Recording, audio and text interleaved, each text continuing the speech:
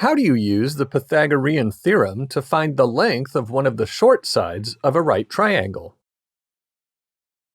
For a right triangle where you know the lengths of the side B and the hypotenuse C, you can find the remaining side, A, by inserting the values for B and C into the equation a squared plus b squared equals c squared. You then solve for A. In cases where you know the lengths of sides A and C, you follow the same procedure and then solve for B. Let's look at an example. In this triangle, B equals 5 and C equals 7.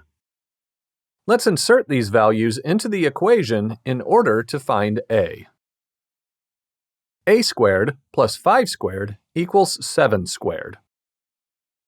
5 squared is 5 times 5, which is 25. And 7 squared equals 7 times 7, or 49. Now, let's subtract 25 from both sides. You end up with a squared equals 49 minus 25, which is 24. To find a, you take the positive square root of both sides to cancel the exponent. A equals the square root of 24. You can put the square root of 24 into the calculator and get approximately 4.90. Or you can factorize 24 into 4 times 6.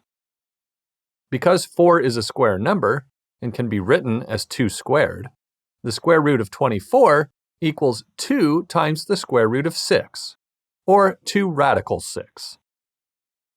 6 cannot be factored into a square number, so the final answer is that the length of side A equals 2 radical 6. Let's look at one final example. In this triangle, A equals 3 and C equals the square root of 10. You want to calculate the length of side B.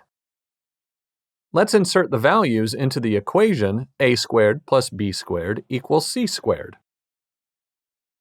3 squared plus b squared equals the square root of 10 squared.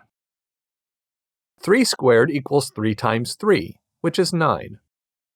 The square root of 10 squared is 10, because taking the square root and squaring are opposite operations that cancel each other out. Now, let's subtract 9 from both sides. You end up with b squared equals 10 minus 9, which is 1. To find b, you take the positive square root of both sides, and you find that b equals the square root of 1, which is 1. It turns out that b's length is 1. For a right triangle, where you know the lengths of the side B and the hypotenuse, C, you can find the remaining side, A, by inserting the values for B and C into the equation a squared plus b squared equals c squared. You then solve for A. In cases where the lengths of sides A and C are known, you follow the same procedure, and then solve for B.